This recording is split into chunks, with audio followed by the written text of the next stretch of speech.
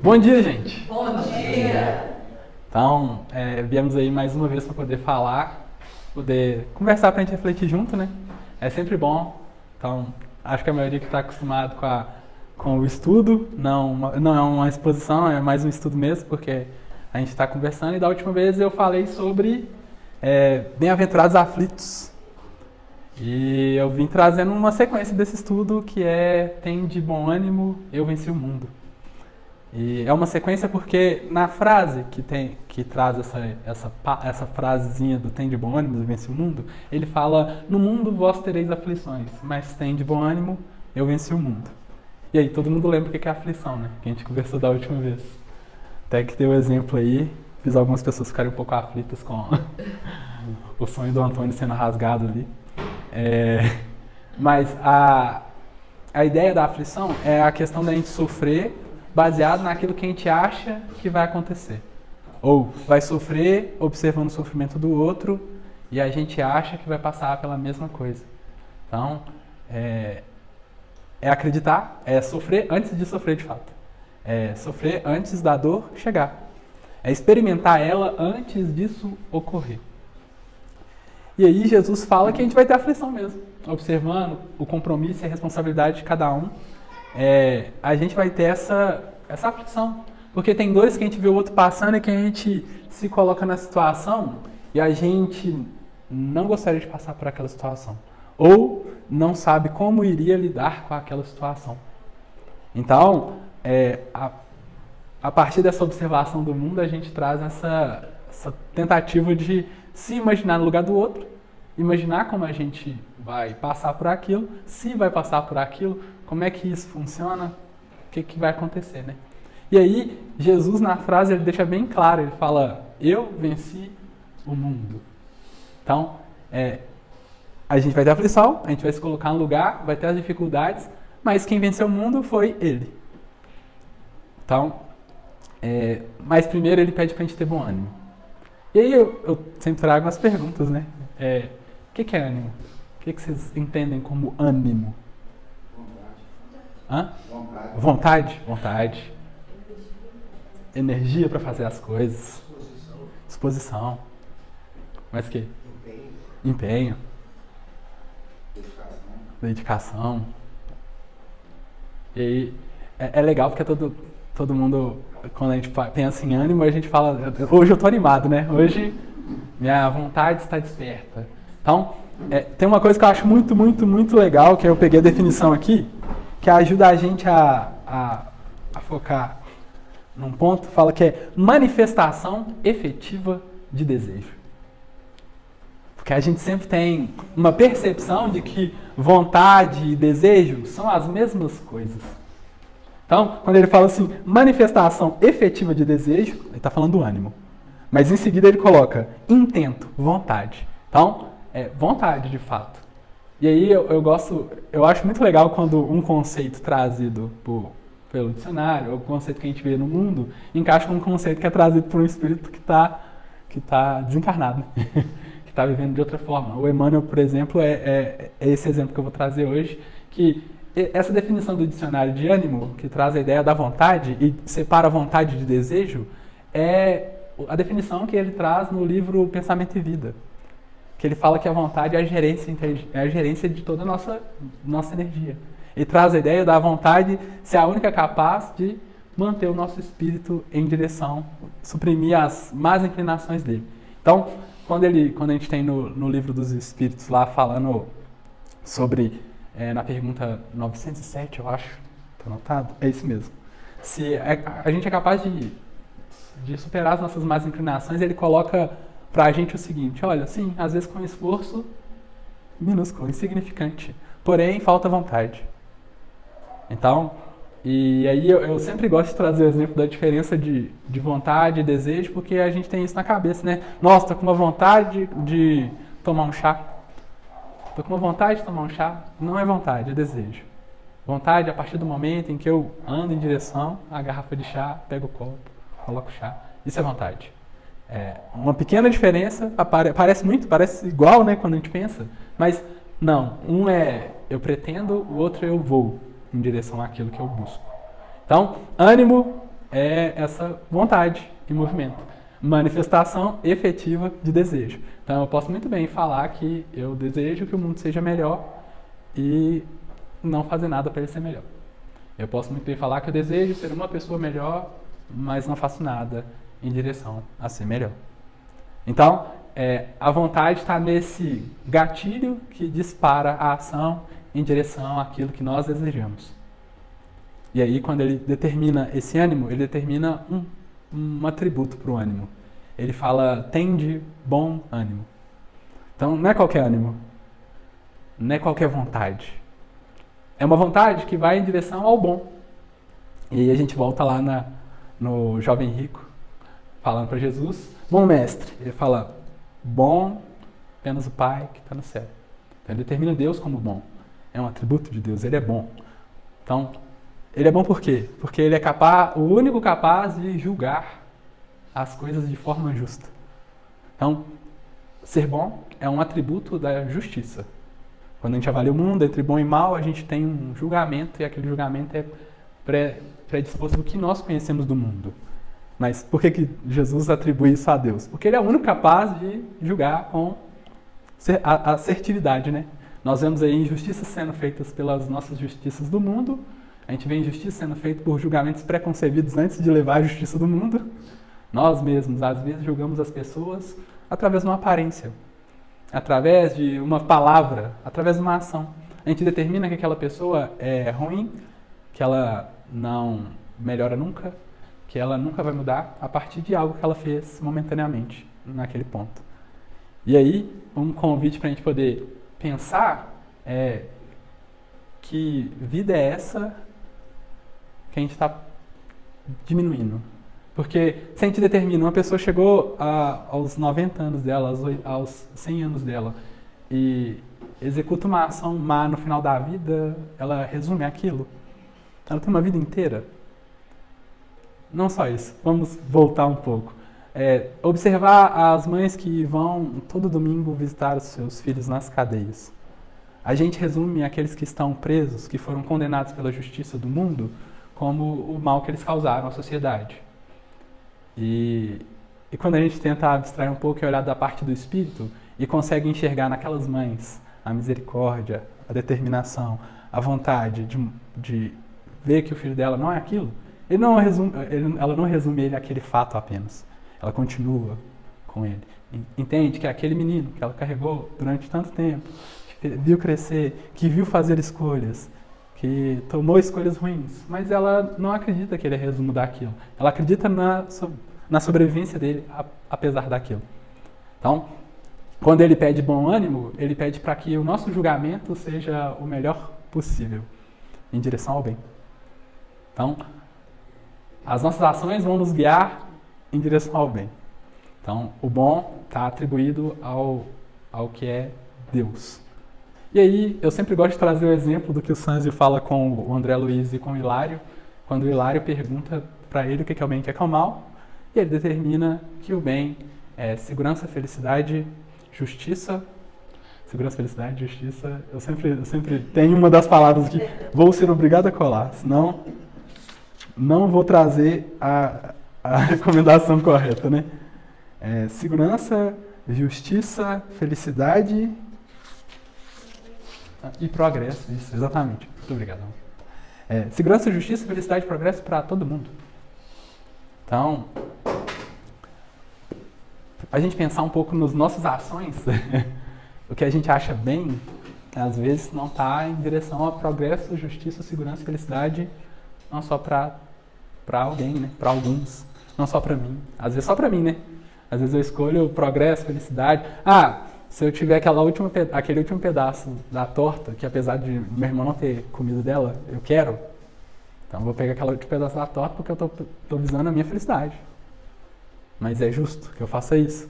Sendo que todo mundo da casa precisava ter comido um pouco. A gente determinou, a gente entrou em um acordo, separou o pedaço mãe, pai, dos dois irmãos, e eu fui lá e comi o último pedaço que era do meu irmão.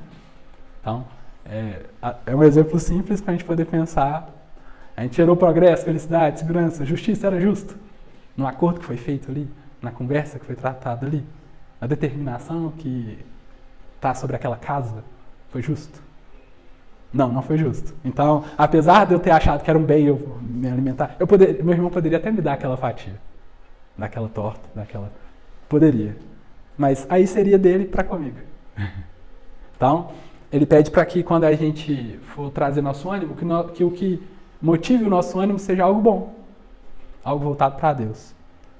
Às vezes a gente não sabe o que é voltado para Deus, né? A gente não tem essa percepção. Mas se a gente avaliar o que é progresso, felicidade, segurança. Eu sempre esqueço uma das três. E justiça.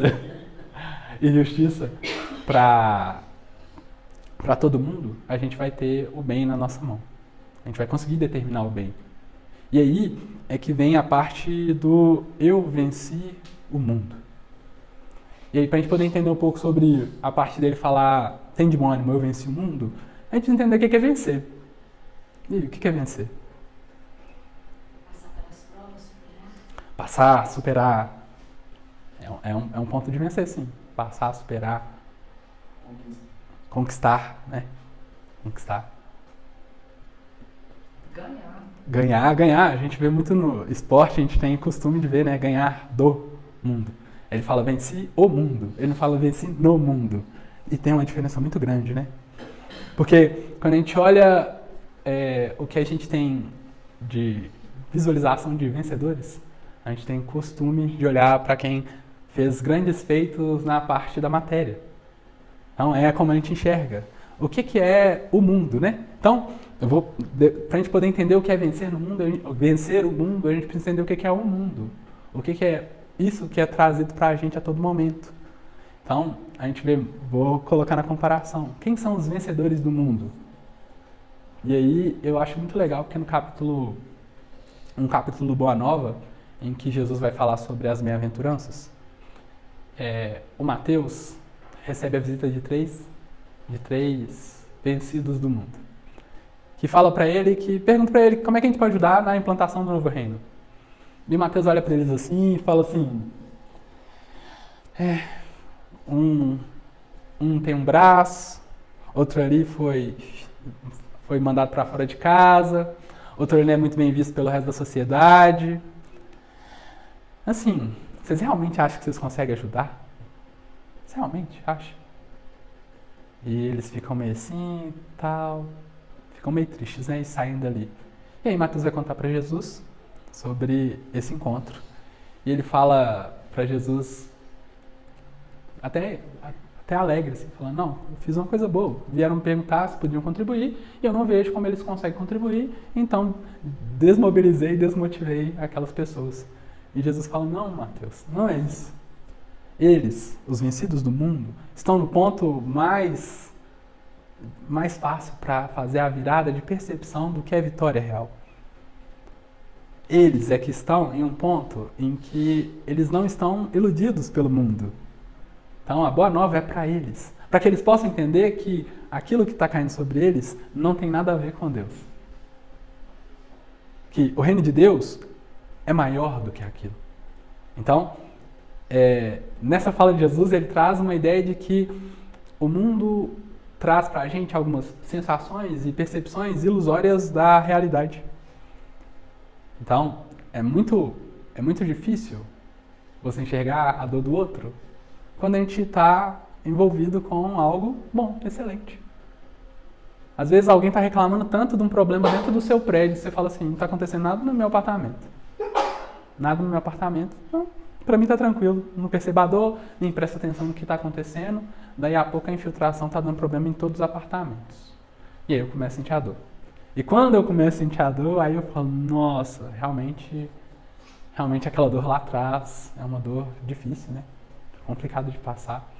E aí quando Jesus traz essa ideia de os vencidos do mundo estão no ponto necessário para encontrar com a mensagem da Boa Nova, a gente fica pensando muito em como a gente tem contato com as coisas do mundo, como a gente vive mesmo. Então, a gente vai enxergar lá no Livro dos Espíritos, que é onde eu peguei um ponto para a gente poder pensar. No mundo, a gente busca um bem-estar. A gente busca ter uma certa paz, né? Mas qual que é a paz que a gente busca nesse mundo? O que é estar bem no mundo? Estar sem problemas, estar sem dificuldades, é ter uma tranquilidade. Muita gente trabalha para poder ficar parado quando chegar a velhice. Ficar estacionado quando chegar o momento em que eu tenho que colocar os meus pontos para baixo, colocar a chuteira para poder descansar ali, porque já deu o meu tempo. Então, é como se o corpo determinasse o momento em que nós deveríamos parar de agir. Como se o corpo determinasse qual é o momento em que nós podemos viver. É como se a tranquilidade parada, estática, fosse a realidade melhor da vida. É como se a paz fosse um grande cemitério, cheio de silêncio e cadáveres. Então, a gente tem que pensar qual a paz a gente busca. Quais são os valores que a gente encontra e que o mundo nos coloca em movimento. E pensando como espíritos, é muito difícil enxergar que há algum momento em que a gente não consegue fazer nada. É muito difícil enxergar que o corpo limita a gente. Porque como espíritos a gente consegue executar as nossas ações de todas as formas. E aí é o ponto em que a gente vai encontrar a realidade. É o ponto que a gente vai encontrar a Boa Nova do Cristo, trazendo para a gente a proposição de nós sempre nos mantermos atentos às nossas possibilidades. Então, quando ele traz, a gente pensa assim, mas o mundo traz para a gente as paixões, traz para a gente algumas motivações que não são verdadeiras. E onde que a gente passa por isso? Quando a gente tem as paixões. Mas as paixões, elas são ruins? Elas são terríveis? O que é paixão? E aí? Um encantamento, um fascínio. Encantamento, fascínio. Legal. E o que é paixão? E por que eu tô falando de paixão? Eu tô falando de paixão porque é ela que nos encanta no mundo, né? A gente olha pro mundo e pensa que os vencedores do mundo é aqueles que seguiram as paixões deles. E conseguem seguir. Que podem seguir. Às vezes a gente é apaixonado por uma coisa, mas a vida nos mantém em outras circunstâncias. Nos mantém em outras possibilidades. Então, a paixão, eu gosto muito da definição do Livro dos Espíritos. A paixão é o excesso que acresceu à vontade. Lembra o que é vontade? A gente estava conversando aqui agora. A vontade é aquilo que a gente caminha em direção à execução. E a paixão? É o que acresceu a ela. Aquilo que eu quero fazer, em que eu vou fazer, quero continuar fazendo e quero permanecer fazendo. Como se fosse uma coisa que a gente não quisesse que acabasse. É como se fosse uma coisa que a gente não quisesse que acabasse. O Dudu fala muito de brilho no olhar. Brilho no olhar. Né? Sim. É aquela vontade. É o que acresceu a vontade mesmo, porque a vontade já faz a gente ir em direção. E a gente já está na direção. A gente já está fazendo. A gente já está buscando. E mesmo que busquemos, e mesmo que façamos, ainda queremos fazer mais e mais. E aí, há uma pergunta boa. A paixão é boa ou ruim? Depende. Quando é uma paixão por algo que não é bom, não é bom não. Quando é uma paixão por algo que não é bom não. Depende pelo quê, né? E depende como a gente lida com isso. Porque nas perguntas seguintes é muito legal de ver, quando ele fala da paixão, ele fala assim, a paixão é como um corcel, em que se monta e tem que domá-la. Então, a paixão é como domar um cavalo. A paixão é como saber limitar o tempo em que eu deveria estar fazendo aquilo. A paixão é saber organizar a vida para que se execute algo que gosta, mas também algo que precisa. Então, ele fala que a paixão é ruim quando ela passa a medida dela. Então, ela é boa porque ela nos motiva, nos mantém em direção ao que a gente precisa. Faça o que a gente queira fazer e executar mais e mais. Mas ela não pode dominar a nossa vida. Eu não posso abrir a mão das coisas todas que eu estou fazendo para executar aquilo que eu estou apaixonado. Então, ela é um excelente motivador para continuar executando as coisas. E aí, quando a gente está apaixonado por algo, a gente vai. vai, vai. E eu escutei uma história faz pouco tempo, que eu não vou lembrar de quem que é o texto, eu tô tentando lembrar de quem que é o texto, mas é uma história muito boa, que conta uma perspectiva de paixão, assim. Agora ele veio na minha cabeça, eu nem tinha lembrado, que é um homem chegou e nunca tinha comido jabuticaba. E aí ele pegou uma jabuticaba, espremeu aquela jabuticaba, comeu a jabuticaba e achou aquilo maravilhoso. E pegou mais jabuticaba da jabuticabeira e que como jabuticaba, se encheu e estava ali debaixo da árvore. Muito feliz por ter comido jabuticaba. E aí a ideia é que a paixão é essa etapa em que a gente vai lá, faz, se alimenta, absorve. E aí depois ele vai conversar com o avô dele. Aí ele fala o tanto que ele gostou do jabuticaba. O tanto que ele estava gostando daquilo. E o avô dele fala assim, eu também gosto bastante. E é por isso que anos atrás eu ajudava a podar. E cuidei daquela jabuticabeira, plantei, tirei bicho, tratei peste, fiz várias coisas. E no final da história ele percebe a diferença entre amor e paixão. Paixão é se deliciar em uma tarde sentado debaixo de uma jabuticabeira. Amor é cuidar da jabuticabeira porque sabe os frutos que dá e que gosta bastante e que consegue conviver tanto com as dificuldades e as necessidades de tratar aquela jabuticabeira. Então, é uma diferença pequenininha que a gente consegue ver na vida, né? Então, é muito legal a gente ter um pomar, ter alguma coisa boa para poder absorver, mas cuidar daquilo. Quem está disposto a cuidar daquilo? É muito bom ter uma planta que espanta as moscas de dentro de casa. Mas quem está disposto ou se doa para que aquilo se mantenha vivo? Então, é a diferença, né? A paixão faz com que a gente vá em direção e queira pegar o fruto. O amor faz com que a gente cuide daquilo porque sabe que é bom o fruto. Então, independente de quem que vai absorver aquilo, né? E aí, é legal a gente voltar um pouco e tentar entender o vencer o mundo. Então, a gente estava falando do que é paixão, ela nos motiva no mundo mesmo, a encontrar as coisas que a gente quer. Às vezes eu me apaixonei por jogar futebol. A gente vê um tanto de criança que observa as coisas e gosta muito de jogar futebol, quer ser jogador de futebol, porque aquilo é apaixonante para ele. Ele acha que aquilo vai ser a vida dele inteira. E às vezes, ele deixa de comer para poder jogar bola com os amigos. Às vezes, ele deixa de viver outras coisas na escola porque ele está apaixonado pelo futebol. Mente para os pais, faz várias coisas que não devia por causa da paixão que puxou ele, né, que arrebatou ele. A gente também é assim, né? Eu tô falando de um menino hipoteticamente aqui, mas a gente passa por várias coisas assim, a gente fica apaixonado por ações e pessoas em que a gente é levado a passar pelos próprios limites, né? A gente chega a passar pelos próprios limites, deixar as obrigações de lado, as responsabilidades de canto e executar isso. Então, o convite do mundo é esse, que a gente se ligue sensorialmente àquilo. Tem aquela música, né, do Legião, eu não sei agora se é um trecho da carta ou não, Camões, né? Ele fala, o amor estar, né, sentir-se preso, não é?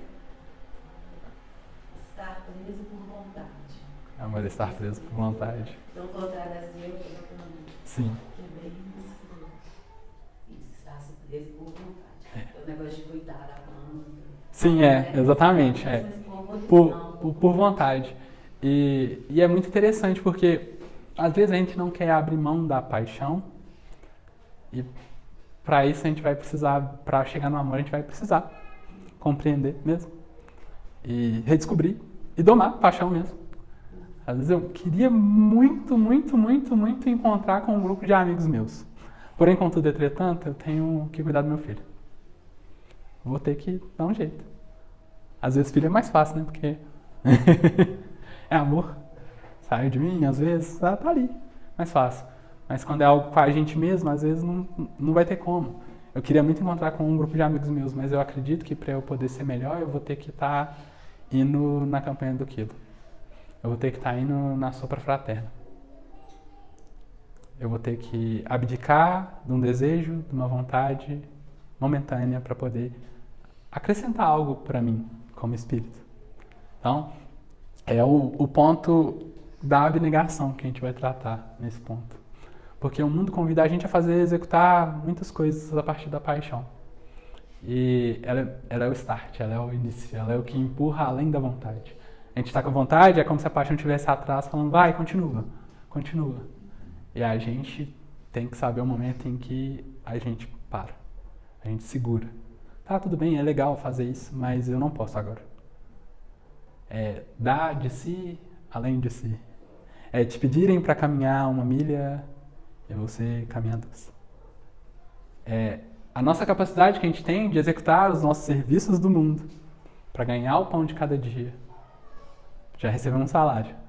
A abnegação é executar isso com um sorriso no rosto, se preocupando com quem eu estou convivendo, com quem eu estou lidando, com as pessoas que estão comigo. É eu, às vezes, deixar o meu querer para trás para fazer algo que eu acho que é bom para todo mundo. Vai gerar progresso, felicidade, segurança, justiça para todo mundo. Então, é um desafio, né? Porque se a gente for olhar, às vezes a gente também saber medir, né? Porque a gente vê um tanto de relação aí se tendo as dificuldades que tem por vou fazer tudo pelo outro, é saber encontrar a medida da paixão e do necessário ser feito. Então, a gente vai ver Jesus, ele precisava vir em uma família pobre, ele precisava vir nascer numa manjedoura, ele precisava fazer tudo aquilo. Ele já passou por tudo que nós estamos passando. Ele já viveu tudo que ele precisava ter vivido. É um espírito que já evoluiu a ponto de não precisar reencarnar. Não precisar encarnar, né? Porque aqui foi só encarnar, ele veio só uma vez. Mas ele já passou por mundos há muito tempo. Viveu aquilo há tanto tempo. Se tornou professor daquilo. E não é qualquer professor. A gente tem os professores que explicam, executam. Ele é o professor que viveu aquilo. E vive, né? Porque à medida que ele passa pela Terra, a gente vai vendo ele se abnegando a cada passo. Então, quando falam, olha, sua mãe, seus irmãos estão aí fora. Quem são minha mãe? Quem são meus irmãos?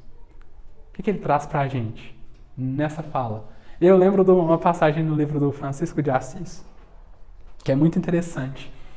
Francisco chega para a mãe dele, ele encontrou o chamado da vida dele, falou assim, de agora em diante, eu não vou poder mais ficar aqui com a minha mãe, com meu pai. O pai dele era um mercador, tinha muito dinheiro, e ele abdicou completamente das posses do pai dele.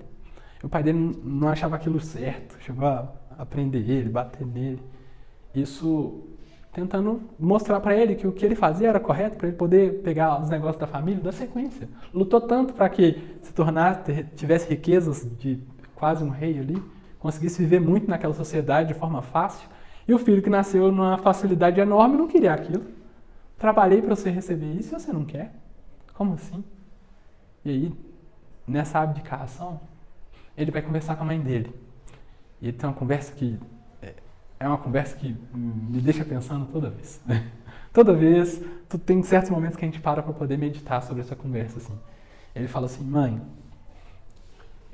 te peço perdão por qualquer ofensa que for executada a você, porque a partir de hoje eu terei que ser filho das outras mães, como se fosse o teu filho. Então, você não tem exclusividade mais na minha vida. Eu vou ter que enxergar qualquer mãe como se fosse a minha mãe. Então, a exclusividade que a gente às vezes gosta de ter, de resumir, não, eu sou o tio preferido. Eu sou a pessoa favorita. Ele vira para a mãe dele e fala, desculpa se você não me entender, se você não me compreender, mas o meu amor não vai poder ser exclusivo. Ele não vai poder estar limitado à nossa relação ao meu nascimento. E aí a gente fica pensando, né? Porque é difícil, é muito difícil a gente conseguir se abnegar a ponto de aceitar que eu vou ter que enxergar qualquer pessoa, qualquer mãe que chegar com uma dificuldade, qualquer mãe que chegar com uma necessidade, como a minha mãe. Mas também uma capacidade muito grande. Porque se minha mãe pede para eu fazer uma coisa para ela, e ela está necessitando daquilo, eu vou movimentar o mundo para poder fazer para ela. E o que o Francisco fala assim, se você tem essa vontade para executar isso para ela, por que você não tem vontade de executar isso para as outras pessoas? Ele levanta essa questão dentro do nosso coração, né? E aí é por isso que isso me deixa pensando muito, assim. Porque a gente ainda não consegue. Ainda não damos conta. E ele ainda teve o cuidado de pedir desculpa para a mãe dele. Perdão. Falou, olha, se a nossa relação ficar prejudicada, você começar a ficar triste porque eu estou considerando todo mundo com o mesmo amor que eu te considero, já fica o meu pedido de desculpa. Não é a minha intenção te machucar. Não é a minha intenção que o seu sentimento seja ferido. Então, ele pede para a gente meditar mesmo nessa relação que a gente tem com o outro. Que às vezes é de posse, né? Porque se eu quero o bem, se eu quero felicidade para essa pessoa, por que prendê-la? Por que guardar ela dentro da minha casa, para que ninguém tenha contato com ela? Por que reduzir esse amor que é tão forte a ninguém mais ter contato com aquela pessoa? Então, é abnegar-se mesmo dessa... deixar com que você diminua mesmo, para que o amor de Deus, para que Jesus cresça no nosso coração. Porque em certo momento, a gente vai ter que começar a amar igual Cristo. E o Cristo não tinha medida de exclusividade para ninguém, não. A mesma coisa que Deus, né? Deus não ama um filho mais que o outro, não. Todo mundo é filho.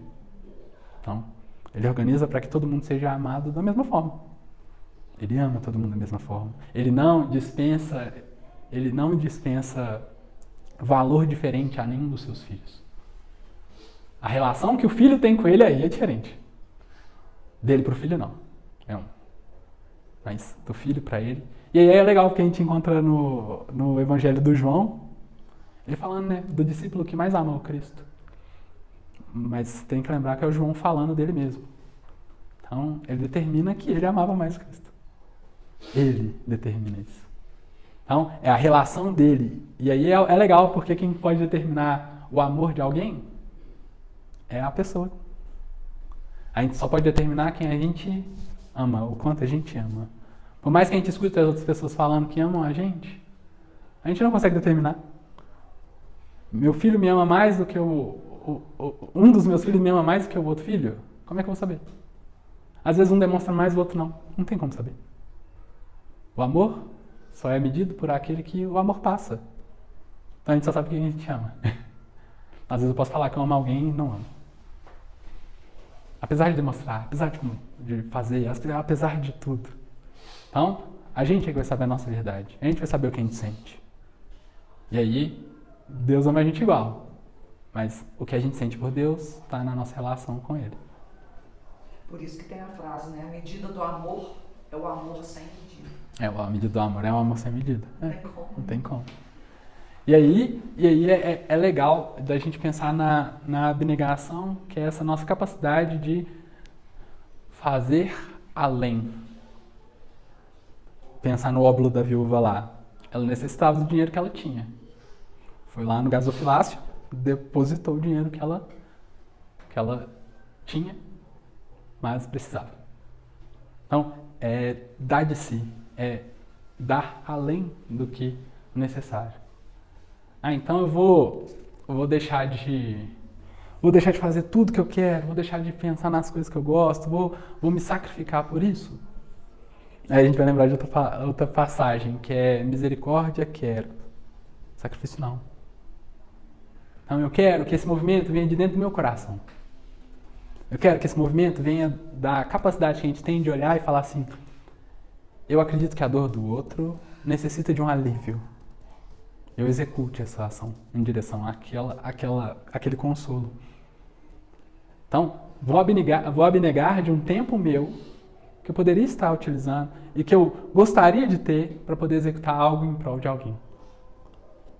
Uma amiga minha me chamou para poder conversar durante muitas horas, porque ela estava sentindo muita tristeza, muita dor.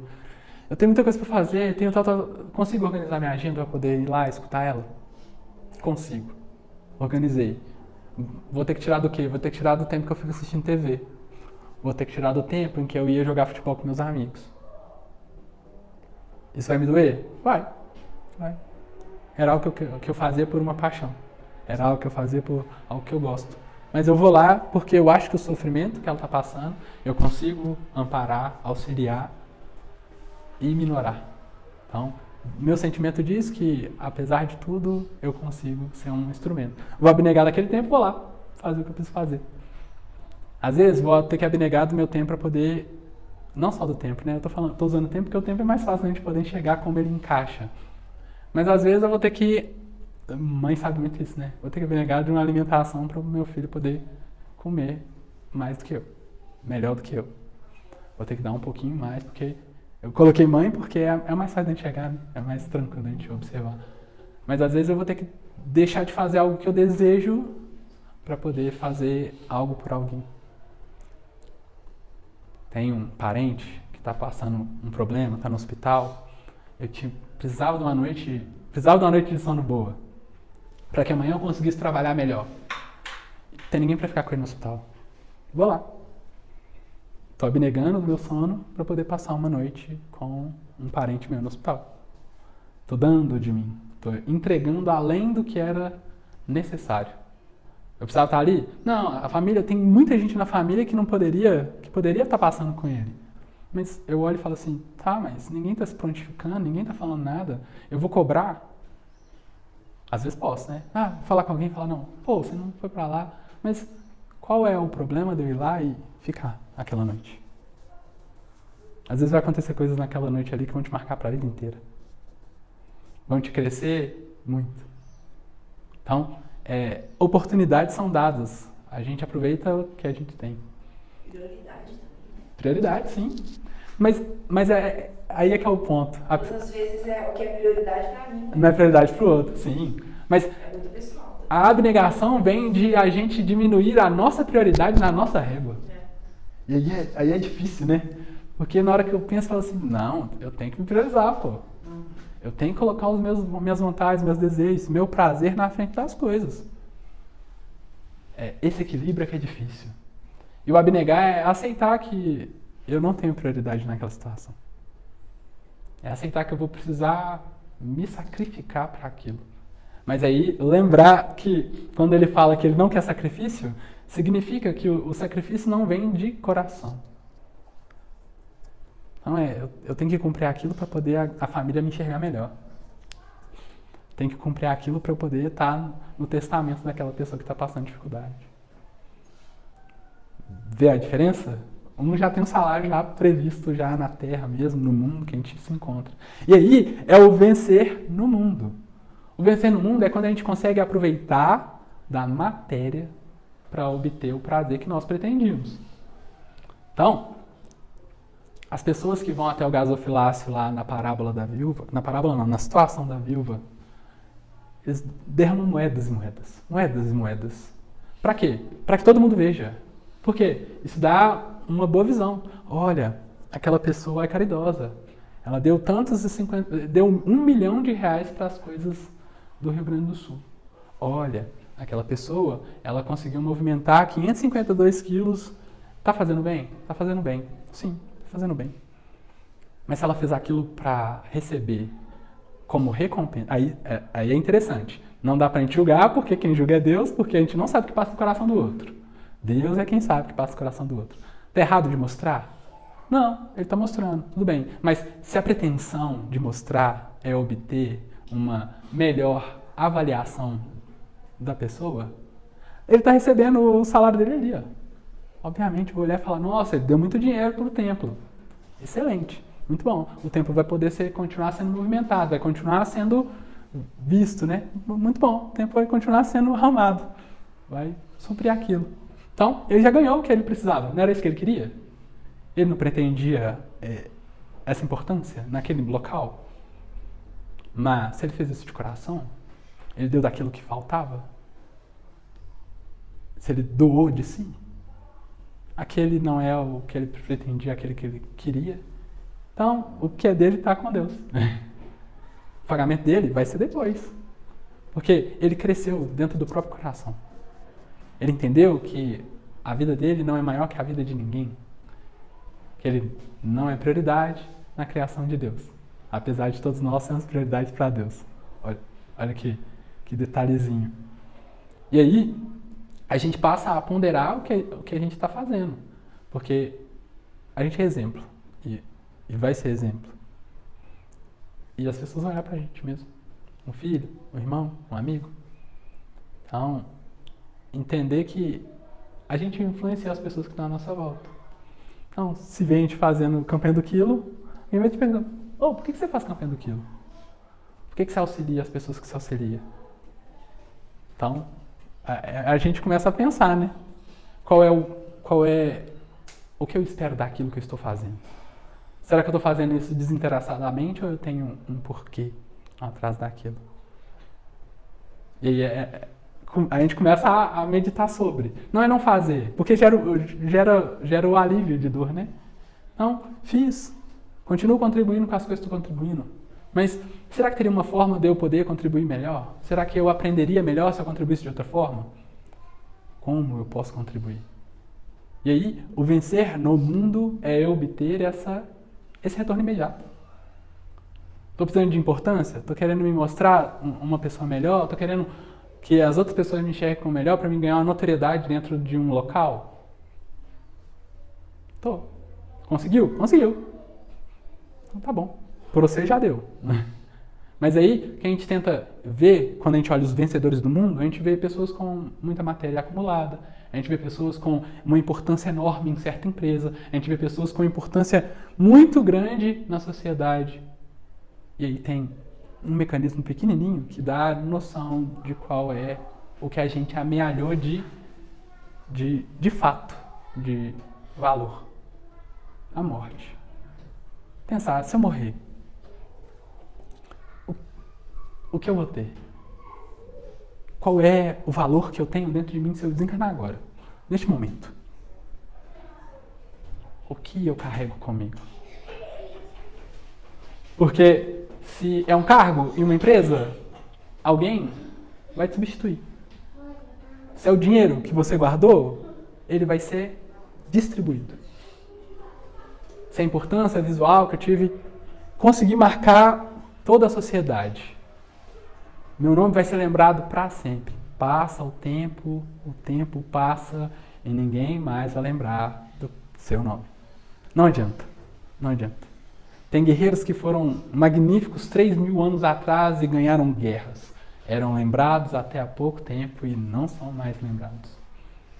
O tempo esclarece traz uma clareza para a gente o que é valor de fato. E aí a gente olha e fala assim, e o Cristo?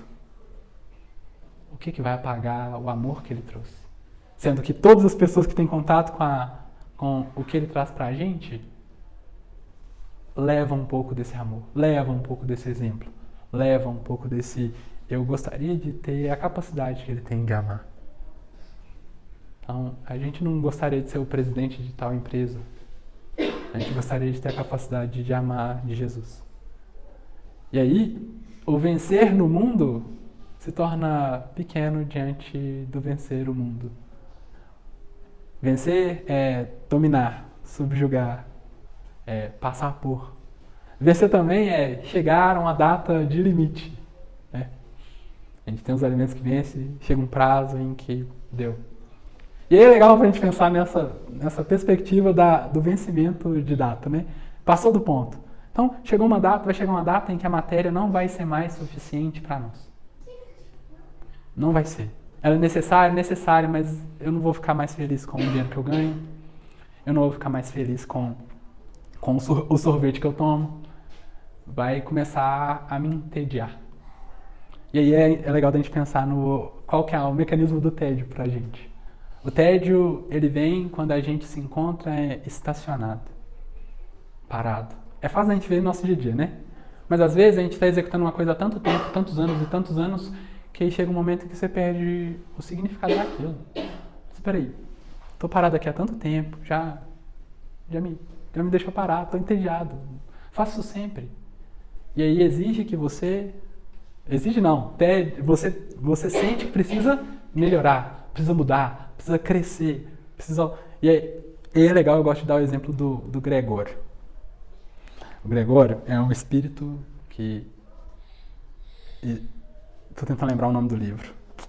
O Gregório é um espírito, que ele mantinha vários espíritos executando ações más mesmo.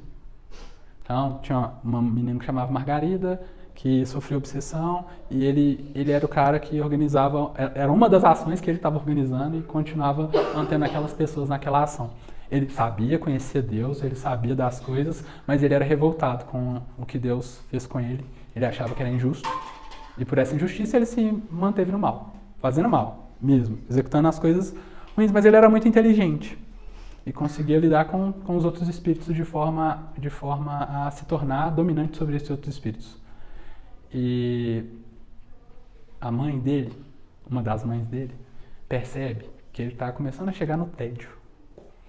E com esse tédio, começa toda uma ação de coisas que vai passando e chega no final do livro, no final que eu pego o livro para poder dar a referência, chega no final do livro e ele consegue ser resgatado. Porque com o tédio que se estabeleceu no que ele estava executando, ele estava fazendo mal há muito tempo. Muito mal, há muito tempo. E aí, era consciente, mal consciente. Ele sabia que estava indo contra Deus, porque ele estava revoltado. Então, ele fazia aquilo há tanto tempo, mas há tanto tempo que perdeu o motivo. E aí, nesse tédio, ele conseguiu uma oportunidade dele poder ser resgatado e levado. Então, é para a gente poder perceber que a lei do progresso, ela é verdadeira. É necessário que a gente evolua. E não é algo que vem... Obviamente, a dor empurra. Obviamente, algumas outras coisas nos movimentam. Mas vai chegar um momento em que o mundo vai trazer um tédio, vai trazer uma sede, uma fome de algo que a gente não vai encontrar nele. É o que Jesus fala para a samaritana, né? Te trago água que vai matar sua sede para sempre. Então, vai chegar um momento em que o mundo não vai ser suficiente para o que a gente pretende. E aí a gente vai ter que buscar em outros lugares. A gente poderia chamar isso de vazio existencial. Pode ser um vazio existencial, sim. Mas às vezes não só vazio existencial. Às vezes eu estou num cargo bom, numa empresa boa, estou fazendo tudo aquilo, mas eu chego num ponto em que eu perco o propósito. O propósito era ganhar dinheiro, já estou ganhando dinheiro. O propósito era... É a coisa que eu falo. O que o cachorro faz quando o carro para? Não era o objetivo dele? Morder o carro? O que ele vai fazer com o carro? Não vai fazer nada com o carro? Tem como fazer? O que ele vai fazer com aquilo? Se o objetivo da nossa vida é alcançar algo material, por exemplo, meu objetivo é conquistar uma casa. Conquistei a casa. E agora? Perde o propósito. Vai fazer uma pergunta. Agora você quer o quê? Qual que é o seu objetivo? Enquanto a gente estiver satisfazendo com a matéria, isso vai ser satisfeito por um tempo. Vai chegar o tédio. E aí é legal, é por isso que eu falo, entender o movimento de tédio é ir buscar dentro da gente, saber lidar com ele. Porque ele vai te fazer várias perguntas e a gente às vezes não escuta essas perguntas. A gente tenta mudar de área para poder continuar o movimento que eu estava fazendo no anterior e vou voltar, então na hora que eu chego no ponto daquela área, no mesmo ponto que eu estava na outra, eu falo, tô com tédio de novo. E aí eu fico rodando de lugar a lugar sem escutar o que o tédio está me falando. O que é que ele está me perguntando? Então, para fechar o Tem de Bom Ânimo, Eu Venci o Mundo, ele traz para a gente essa possibilidade da gente enxergar que o mundo há um limite. E que a partir daquele limite, a gente só vai ter que caminhar para Deus. Então, na hora que Jesus fala para o Mateus sobre aqueles 3 que foram interpelar o Mateus, o reino de Deus já estava preparado para eles. Porque eles viram que o mundo já não tem nada a satisfazer para eles. Eles já são os vencidos do mundo. E então eles já estão num ponto em que o mundo já não faz bem para eles, já não ilude eles mais, porque eles conseguem enxergar a dor. E para fechar, que a gente consiga manter a fé em Jesus e Deus, para que a gente busque esse amor, busque se melhorar mesmo, busque esse reino de Deus que vai ser construído no nosso coração. E era isso que eu tinha para trazer hoje. A gente foi falar um pouquinho. Muito obrigado pela participação de todo mundo e até a próxima.